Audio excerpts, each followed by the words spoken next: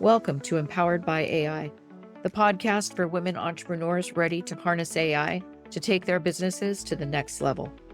I'm your host, Michelle Muncie Silva, founder of Innovative AI Studios. You may have left corporate life to start this entrepreneurial journey, but you don't have to go it alone. Here, you'll find a supportive community of like-minded women and an invaluable thought partner each week, as my guests and I share actionable insights you can use right away. So let's dive in together. All right, Ellie, so grateful that you joined us today. I'm super excited to dive into this conversation. Welcome. Thank you so much, Michelle. Long-awaited convo, and I can't wait to get started. Yeah, and I want to dive right in. Can you tell us a little bit about you, as well as what inspired you to create Conspicuous? Yeah, I think we all, whether we are aware of it or not, we have a goal in life, right? We have a purpose. And I think the unlucky of us never gets to meet their goals, and then they die thinking that had they met them, everything would have been different for them. And then there's the other suckers like me that do get what they want and realize the ego is not satisfied. And it's never gonna be. And throughout this journey, it's been a journey of the human experience. The only real goal of life is death. That's the only certain thing that'll ever happen to all of us. We don't know when, we don't know where, and that's why we're so freaked out. Because we can die at any time, then it creates like an angst that is an existential angst, and that will not be by reaching A or B goal. And that's from reaching A to B to C to D goals of my life. I thought of Conspicuous. I thought people are like one thing we have in common. We all know pain. We all know sadness. We all know anger. We all know emotional anguish. We all know betrayal. We all know heartache. We all know grief. We all know sickness, and we don't like to talk about it because it freaks us out. So somewhere on the journey of my coming to terms with my own mortality, in a way, it's led me to creating this product that I hope can bring a little bit of joy, a little bit of happiness, a spark of creativity, a smile, and a feeling of a warm hug and some friends. And I think that's what people need to be happy, whether they're rich or poor, whether they're educated or not, whether they have a job or not, sick or not. We all want to be witnessed, acknowledged, validated, reassured that this time we have matters and the time we made an impact. And so I think that's, for me, is really found for me today in the quality and the depth of my human connections that I met along that journey. And I also realized that it's very hard to deal with people. Oh my God. And so today we live in an age that kind of reinforces the separateness. We fake connection, but we don't have it in a meaningful and honest way. And is this weird kind of ailment that we all suffer from a little bit. And yeah, let's make some art, let's have some fun, let's meet some friends, and let's let AI give us the rule of not being toxic so that we can then be into the world. And if we get triggered, we know what to do about it. We're not trying to run away constantly from those emotions that make us human. And so that's how Conspicuous came about, really, for me. And you've described Conspicuous as an artistic experience. I know you touched on it a little bit there, but how does the process of transforming emotions into AI-generated art really help users process or understand those more uncomfortable feelings?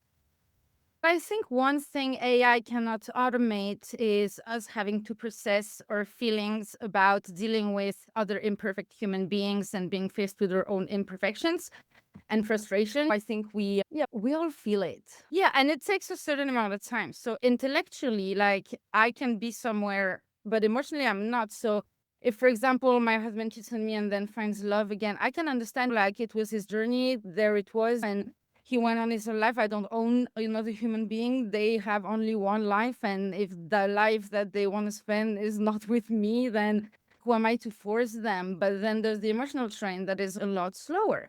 And so for me, it's that difference between the speed of the intellectual brain and the speed of the emotional train.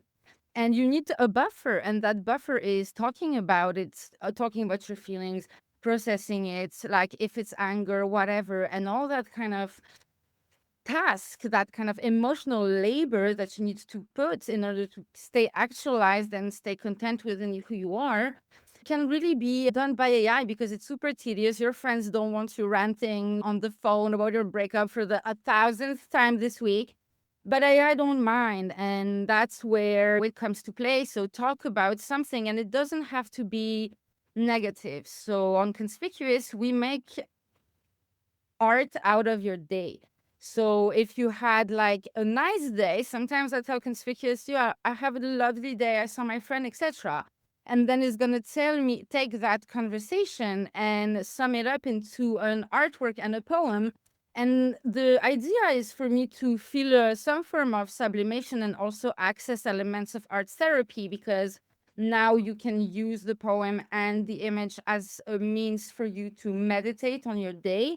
And the process of talking about it first and then meditating about that discussion and that artwork allows you to integrate it faster. So are you going to be bitter against your ex for 10 years, or are you going to be bitter against your ex for 10 months? And then it depends of how much work are you doing on yourself and how much you're able to process what happened to you, to make sense of it, to recreate your identity outside of it, because I don't want my identity to be my ex. At some point, I want my beautiful life too, because I deserve it, because I'm a human being and we're meant to be happy. So how do I go about that? The combination of elements of like empathetic discussion with art therapy allows you to, I think, become a more efficient human being in matters of the peoples. And how does anonymity within Conspicuous help users open up? Because I know a lot of people are concerned about that balance between privacy and personalization in AI mental health tools. Oh, yeah. Privacy is so important today. The corporations know all of our data, and I tell Conspicuous things that I don't tell via email necessarily. You know what I mean? There's just a lot, because people are talking to it a lot. There's just accumulates so much data about you. And so at the moment in the product version that we currently have, we do not store, collect, or treat that data from the conversations. So we only store the artwork and the first sentence of your journaling session, and then the poems, and you can delete them, you can share them, you can favorite them, but we don't have access to your conversations. And then, so that ensures the data is more anonymized than in a solution such as ChatGPT, where you do like a login and they know it's you. We know it's you, but we don't know what you said, kind of thing. So that's how we go about it. And we're getting ready to be able to collect and safely store healthcare data there's a lot of laws around that. And we want to be able to use that data, treat that data. We'll never sell it for corporate reasons, but we want to be able to give an analysis of the user to the user, if that makes sense. So we'd like to be able to do that, but that will be a different feature, optional as an add-on. So you'll always be able to use Conspicuous for $5 or €5 a month for up to 1 hour of a day of journaling and one artwork. And that's not going to change. And then if the analytics come, then we're going to be collecting data. And if you're interested by that plan, you can go. And if you don't want the data collected, you can do it. So it also gives the user, I believe in sovereignty of data. There's so much out there about me online, and sometimes it scares me. And what has been like the most surprising or maybe even meaningful feedback that you've received from users so far? Look, honestly, like a therapy session costs between $50 and $200 an hour. And that's steep. And in the public sector, it can be more than 12 months of wait. So what do you do then? Who's helping people then? When it gives a chance to people who want to be helped to help themselves for $5 a month, I think that's fair. And then there's, of course, people who don't like AI, don't like the idea of meddling with AI. I do have a friend who doesn't want to use Google Maps, for example, because she doesn't want to use Google because Google is taking all our data, and that's fair. We don't have nearly the same approach to data, but even if what we do is not ethical enough for you, you can go back to the traditional methods, right? We're not taking away any options for you. We're just adding an option. And it's an option that I use. So if I trust it with my data and my secrets, I don't feel bad about what it, like how safe it is and the ethics of it, because I'm a user. I built it like for myself almost. And anyone who doesn't trust AI, I get it. It's a scary tech. And if you want to stay away from it, stay away from it. But I don't think we're doing anything immoral or unethical. We're very careful of that. Of course, of course. And you did talk about how mental health is often approached clinically, and that has its drawbacks, as you pointed out, high expense, long wait times. How do you think creative expression and visual storytelling can complement those traditional therapeutic methods? Yeah, I always say that example. Like if Taylor Swift tomorrow someone does her dirty, you're gonna be damn sure there's gonna be a billion Swifties like raging, and that's and she's so strong. And look at her, and you make your own story of what happens in your life. And I think with art is great because I can tell conspicuous, like I feel like shit, I had a horrible day, and I'm gonna describe my horrible day. And it's still gonna take my day and turn it into an artwork and give me a little poem about it. And then in 1 year, 2 years, 5 years, I may like stumble back upon that artwork. The first sentence is like the title. So I can also go through my memories and see how I evolved, what topics I've been talking about. It's pretty fun. And I think that's another element of mental health that has been lacking in my mental health journey is the element of fun. Come on. You still need to laugh. You still need to have fun. And we're here to provide that space of fun. And I personally have a lot of fun with art. And then we throw DJ parties on the metaverse and on in Paris and fashion shows. And it's also sometimes life is about, hey, this is not a good time right now for me. It's a bad year, but I'm still going to have good memories from that bad year. And we aim to provide that for people, other people, fun activities, fun things to do, and good emotional support, an artistic creation, like a collection of memories to build. Built what I think is really cool for mental health. I put it all together and it became conspicuous. So yeah, I don't know if that makes sense. It does. And I was hoping you'd create a connection for me because you've mentioned blockchain and you've talked a little bit right now about virtual worlds in your vision.